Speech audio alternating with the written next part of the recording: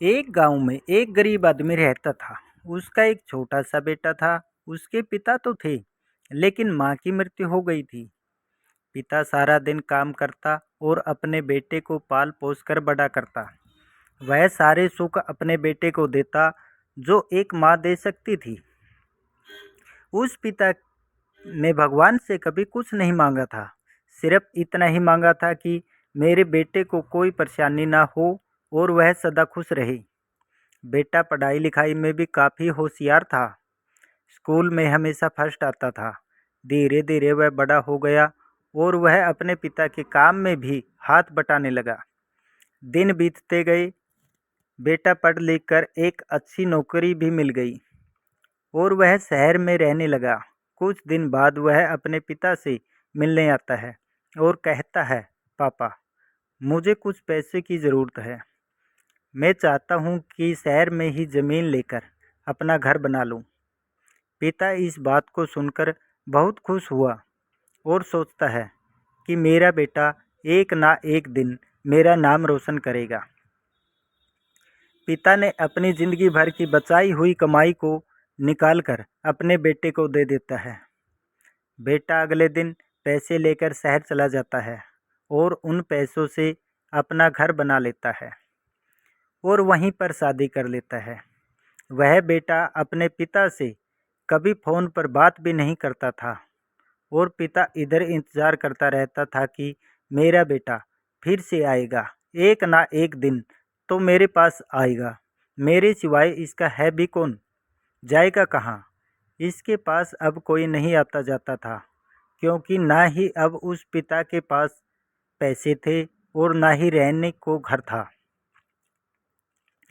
कुछ दिन बाद बेटा फिर लौट कर आता है और अपने पिता से कहता है, पापा, अब आप दादाजी बनने वाले हैं। पिता को बहुत खुशी होती है इस बात को सुनकर। वह कहते हैं, तुम मुझे मेरी बहू और पोते से कब मिलाएगा। बेटा कहता है, बस पापा, थोड़े दिन और। पापा, मुझे कुछ पैसों की ज़रूरत है, क्योंकि आजकल थोड़ा जॉब में खींच हो रही है, जिसके कारण से मुझे कुछ दिन के लिए सस्पेंड कर दिया गया है। पिता के पास कुछ भी नहीं था देने के लिए, लेकिन फिर भी कहता है, अच्छा बेटा तू रुक, मैं अभी आया। कुछ पैसों का बंदोबस्त करने के लिए पिता गांव के ही संतलाल के पास गया और कुछ पैसे उधार लेकर अपने बेटे को दे देता है और बेटा अगले दिन पैसे लेकर शहर चला जाता है। कुछ समय गुजर जाता है। पिता सोचता है कि मैं तो अब दादाजी बन गया हूँ। मेरा बेटा पता नहीं मेरे पोते और बहू को लेकर कब आएगा। फिर सोचने लगता है, समय नहीं मिलता होगा, इसलिए मेरा बेटा अभी तक आया नहीं। नहीं तो कब का आ लिया होता। तब तक संतलाल दो तीन आदमी को लेकर उस पिता के घर पर आता है और कहता है कि आपके वादे के मुताबिक मैं पूरे 1 साल बाद आया हूँ अपने पैसे ले जाने के लिए। पिता कहते हैं, मेरे पास पैसे नहीं है देने के लिए। संतलाल कहता है, जब पैसे देने के लिए नहीं थे तो आपने मुझसे उधार क्यों लिए। तभी पिता कहते हैं, ठीक है रुको, मैं तुम्हारे लिए पैसों का बंदोबस्त करके आता हूँ।